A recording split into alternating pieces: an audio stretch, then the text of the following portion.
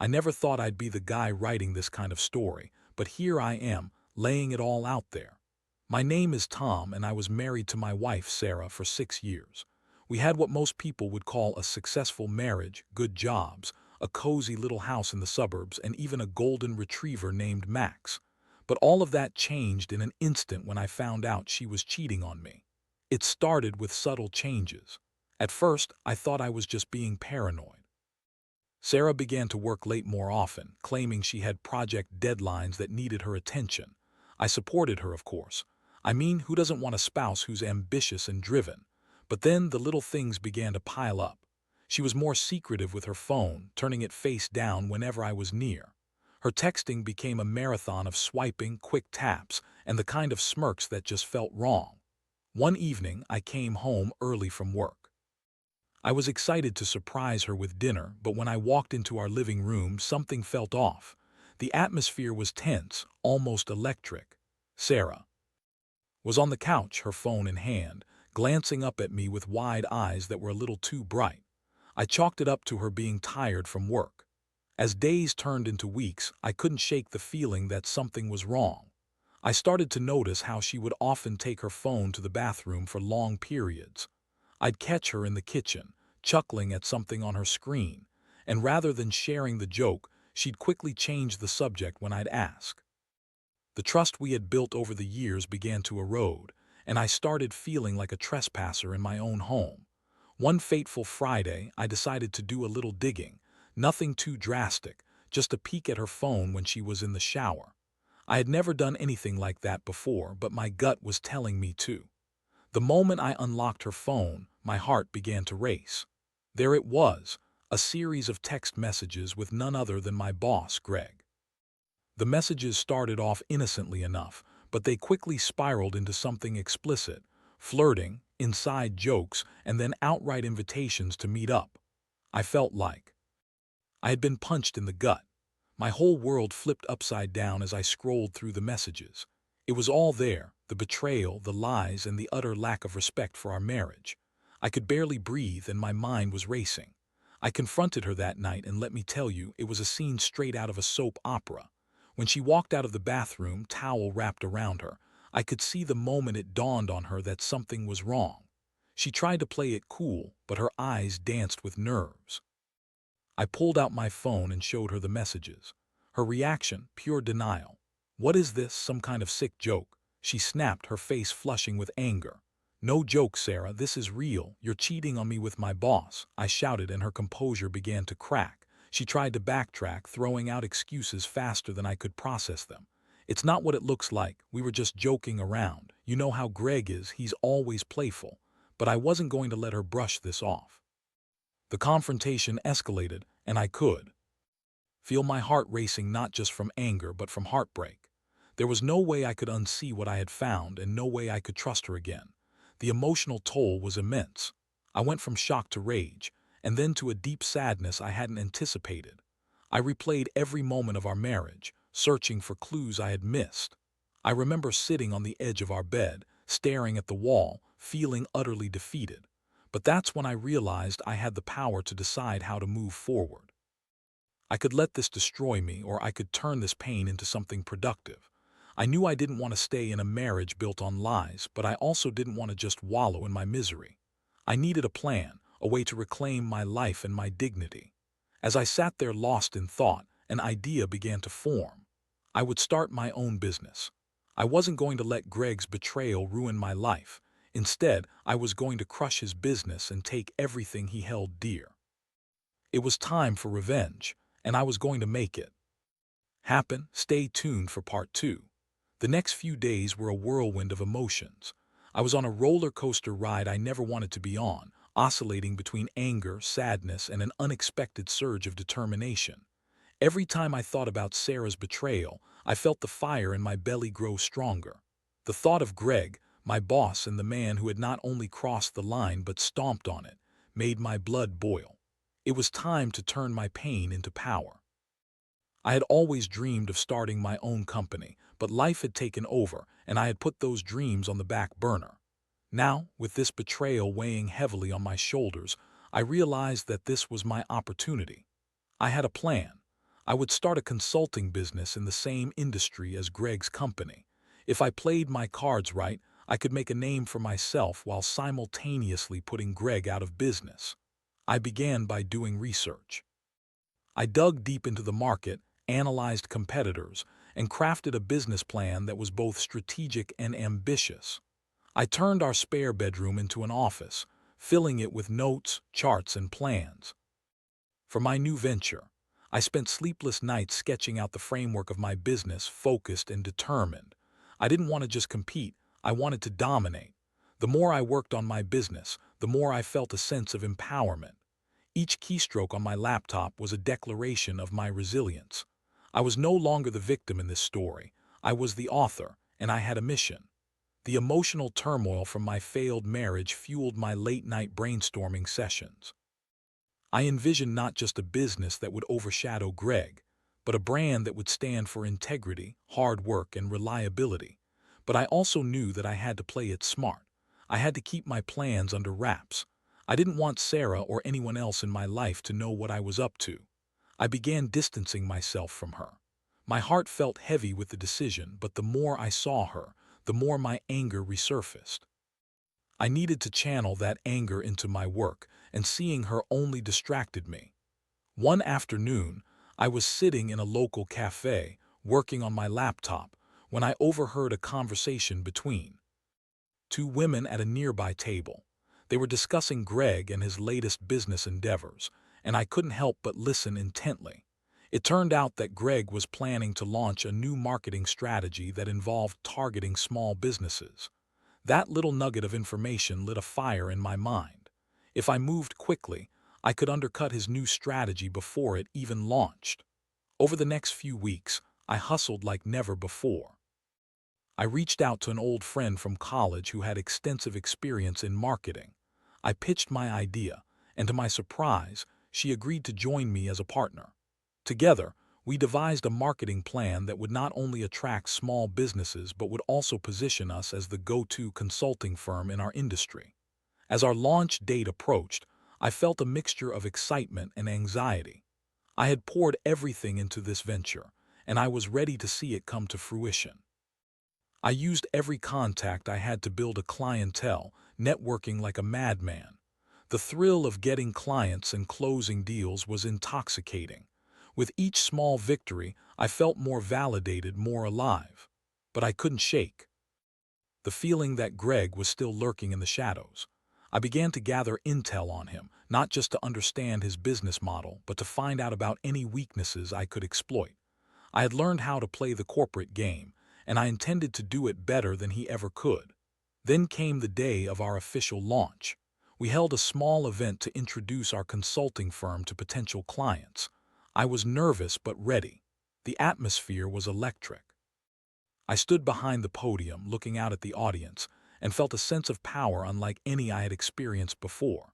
This was my moment, and I was going to seize it. Among the attendees, I noticed a few familiar faces from my old office, including Greg. He looked smug as he chatted with potential clients, blissfully unaware of what was about to unfold. As I began my presentation, I could see Greg's expression change. The more I spoke, the more I could hear the murmurs from the audience. They were engaged, interested, and it felt incredible. I wrapped up my speech, offering exclusive discounts for new clients, and the crowd erupted in applause. But the best part, I could see Greg's smile fade as he realized that I was offering something fresh, something he hadn't even considered. As the attendees flocked to me after the presentation, I couldn't help but feel a sense of triumph wash over me. I had done it. This was just the beginning. Greg's business would soon feel the impact of my success, and I couldn't wait to see the look on Sarah's face when she realized what I had accomplished. I was taking control of my life again, and I was going to crush them both, one client at a time. Stay tuned for part 3. As the weeks rolled on, my new consulting business took off faster than I could have ever imagined. We landed several contracts with small and mid-sized businesses that were eager for fresh ideas and innovative strategies. The energy was infectious, and my mood shifted dramatically. Gone was the shell of a man who had once been crushed by betrayal. I was now carving my own path, and with each success, I felt a growing sense of vindication. However, I couldn't ignore the fact that Greg was still out there, and I knew he wouldn't take my rise to success lying down. I kept my ear to the ground, and it didn't take long for me to hear whispers about his frustration. The marketing strategy he had launched was struggling to gain traction. Clients who had previously sung his praises were starting to take notice of my firm and were gravitating toward our more modern approach. One afternoon, I received a phone call from an old colleague, Jennifer, who had worked alongside Greg for years. "Tom, you won't believe what's happening," she said breathlessly. "Greg is panicking. He can't figure out why clients are leaving him for you. He's been asking around about you and making desperate moves to win back his clients." I felt a rush of satisfaction. It was hard to suppress a smug smile. I realized that my initial plan of revenge was working. Greg was feeling the pressure, and it felt incredible to know I had a hand in it. But I knew I had to keep pushing. I couldn't let up now. Every conversation with my clients reinforced the idea that Greg's business model was outdated. They were looking for something new, something that resonated with their needs. Not just a rehash of the same old strategies. I made it a point to engage deeply with each client, ensuring they felt valued and understood. I also invested in building a solid team, hiring talented individuals who shared my vision and work ethic. We were going to show Greg what true commitment to clients looked like. Meanwhile, Sarah was still trying to reach out to me, but I had all but ghosted her. At first, it felt weird, cutting her out of my life, but it was necessary for my own peace of mind. I didn't want to be reminded of the betrayal every time I came home. I couldn't even look at her without feeling that familiar sting of anger. She was still living in our house, and it made my skin crawl, but I told myself I just needed to focus on my business. Then one evening, as I was preparing for a client meeting, Sarah cornered me in the kitchen. "Tom, can we talk?" she said, her voice softening. I turned to face her, crossing my arms defensively. "About what, Sarah? How you've been cheating on me?" She rolled her eyes. "I'm sorry about that. I messed up, but I want to make it right. Can we at least try to talk things through?" I shook my head, my anger bubbling back to the surface. "You want to talk? You had your chance to talk when you were in bed with my boss. Save it." I pushed past her and left the house, my heart racing. I couldn't let her draw me in. After that interaction, I decided it was time to take the next step in my plan for revenge. I began gathering more information about Greg's business operations. I reached out to a few of my contacts who worked with him, posing as someone who might want to collaborate. What I learned was eye-opening. Greg was making missteps that were damaging his reputation, yet he was too arrogant to see it. I decided to capitalize on this.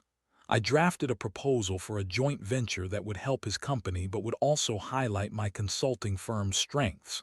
It was the perfect bait. I knew Greg would be intrigued, thinking he could use me to save his sinking ship, but the underlying message was clear. I was coming for him. When I finally presented the proposal to Greg, I could see the wheels turning in his head.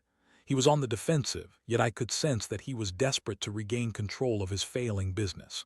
We met in a conference room where I laid out my ideas. He leaned back in his chair, arms crossed, trying to play it cool, but I could see the flicker of panic in his eyes.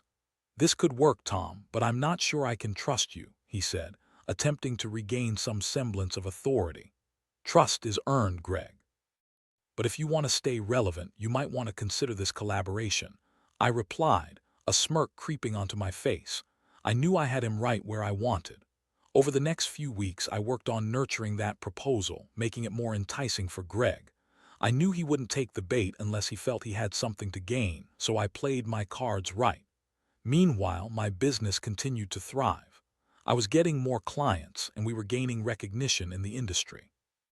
I had successfully positioned myself as a strong competitor to Greg, but the more I focused on my business, the more I felt a pang of guilt about Sarah. I still hadn't made a final decision about our marriage, and part of me wondered if I was being too harsh. Was there a way to salvage what we had, or was it better for both of us to move on? One night, I found myself lying awake, staring at the ceiling, weighing the options. I could either keep building my empire and completely cut ties with Sarah, or I could confront her again and see if there was any chance of reconciliation. But the thought of her betrayal burned too strongly in my mind. I was a man on a mission, and I couldn't afford distractions. As I pushed forward with my business and my revenge plan against Greg, I knew I had to stay focused. I couldn't let emotions cloud my judgment.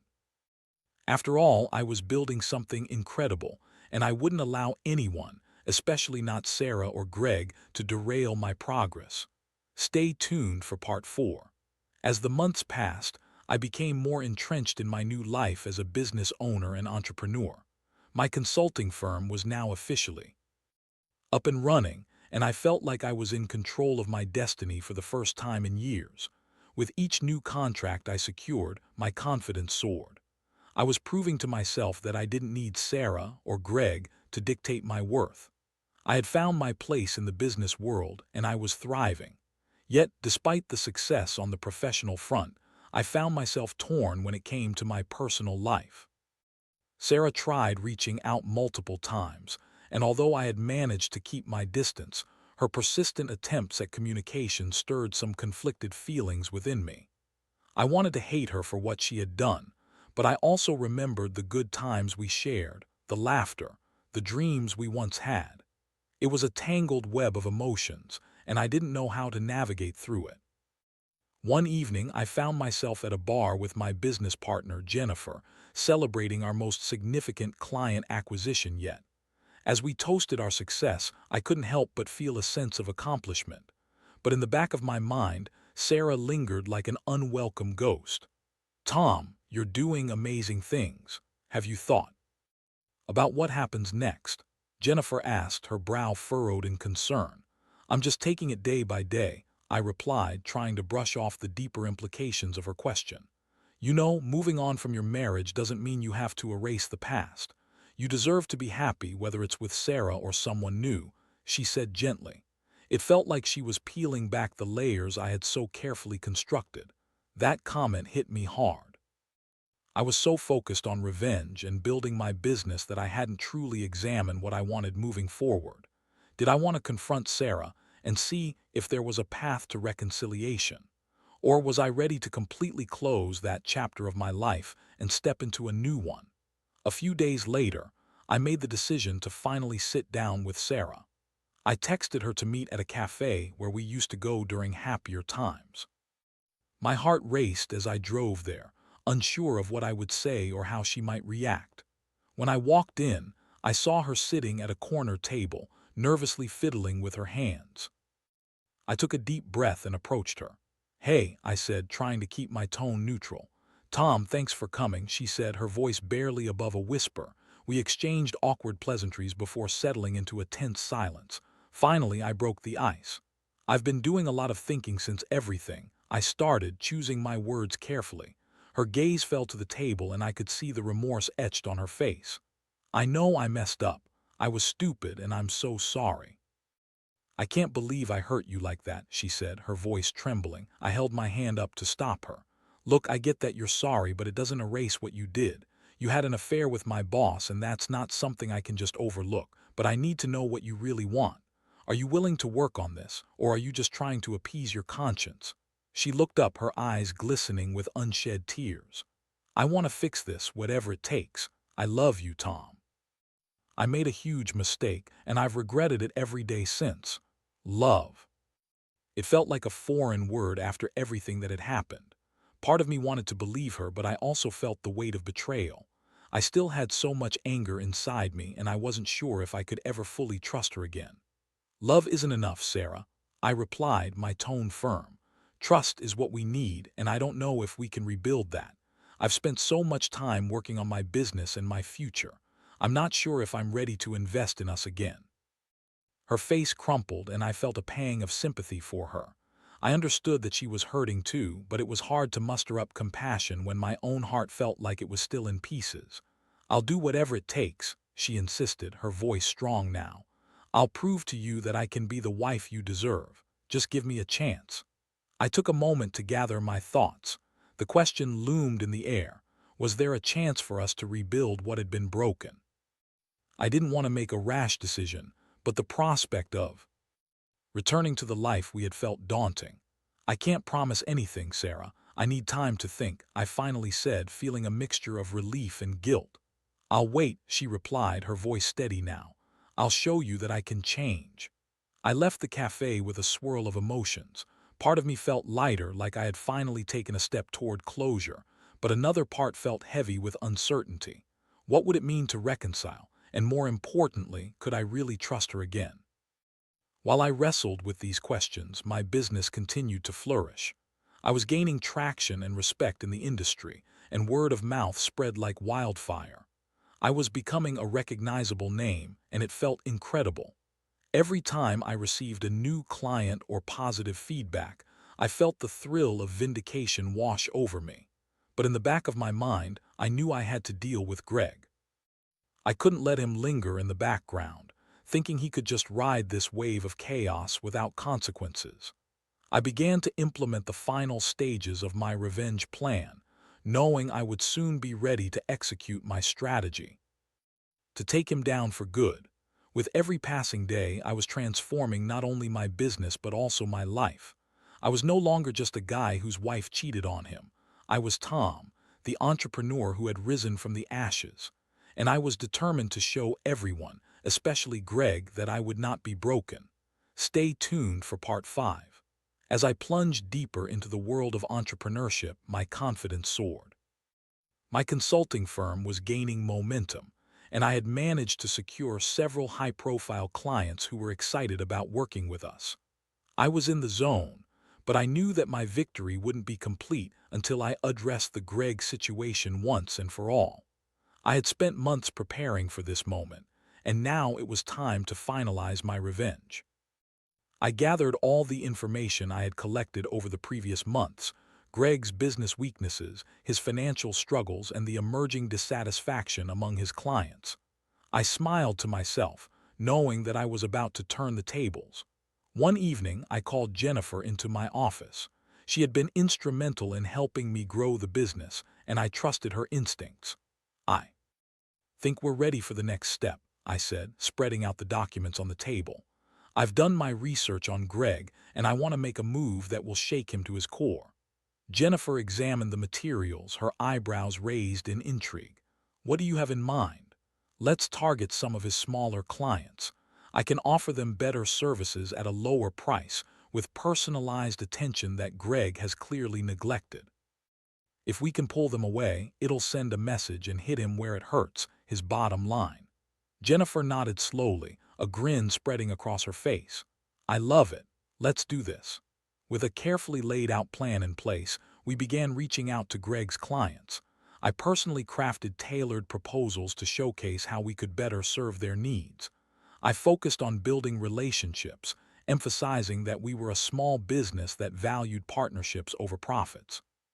Surprisingly, many of them were receptive. They had grown tired of Greg's cookie-cutter solutions and poor communication.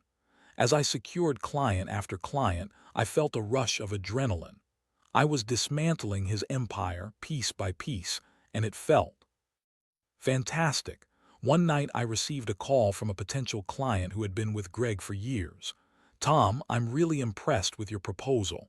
I think we're ready to make the switch," she said, her tone enthusiastic. I couldn't help but smirk to myself. "Thank you, we'll make sure you won't regret it." As our client roster grew, so did the chaos for Greg. I began to hear murmurs of his frustration. He was losing clients left and right, and it was becoming public knowledge that his business was in trouble. I could see the cracks in his armor, and I knew it was only a matter of time before he would come to me, desperate for help. Then came the fateful day when I received a phone call from Greg. I couldn't help but feel a sense of satisfaction as I picked up the receiver. "Tom," he said, his voice tight.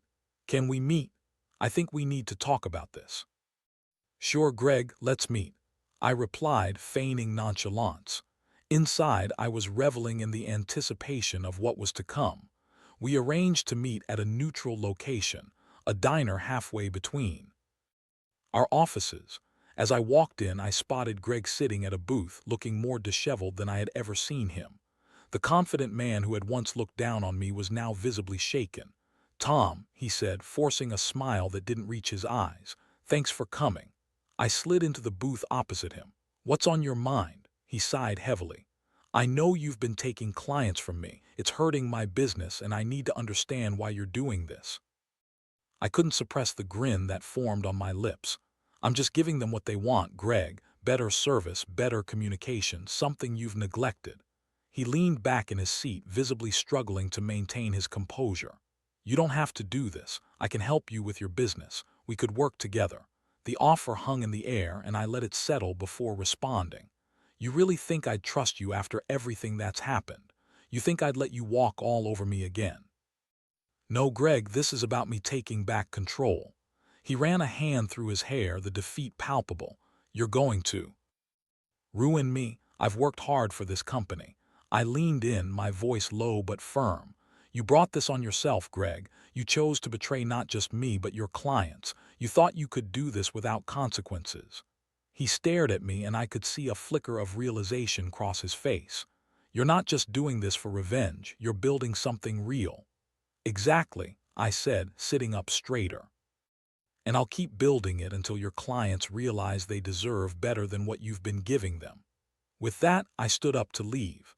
I didn't need to hear any more excuses or pleas. I had accomplished what I set out to do.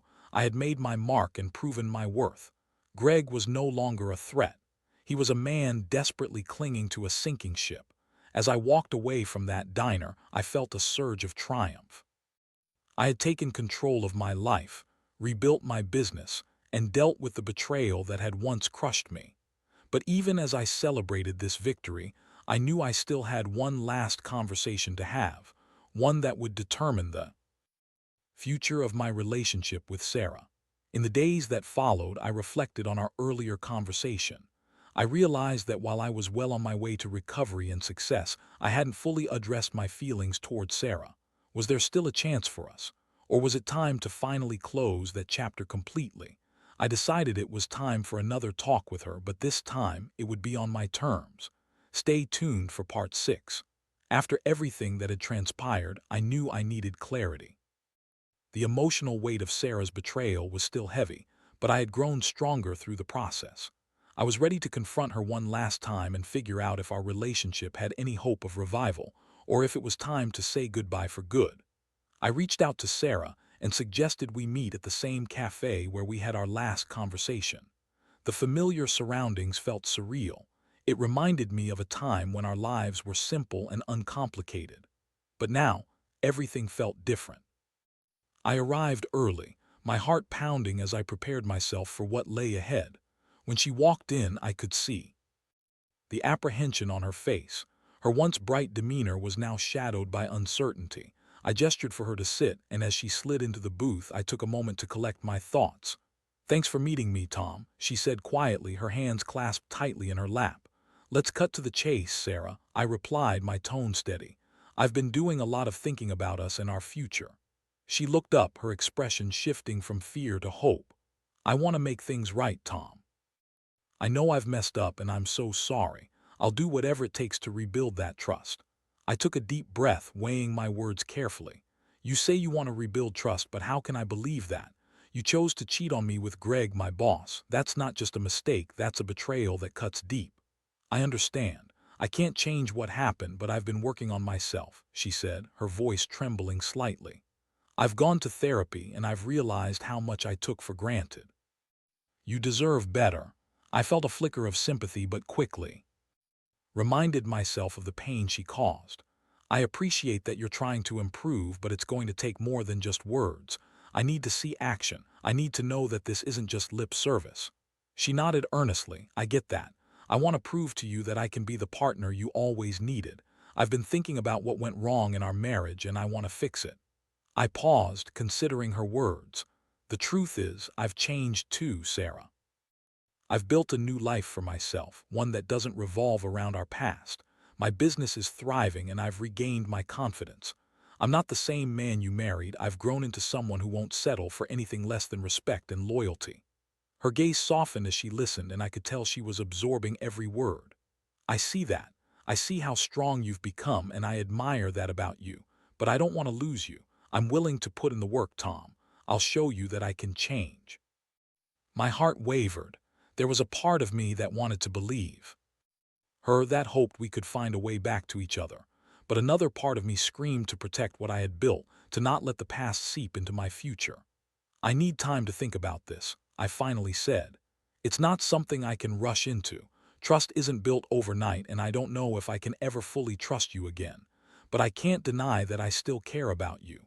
I want you to succeed in your journey of self-improvement, whether that includes me or not."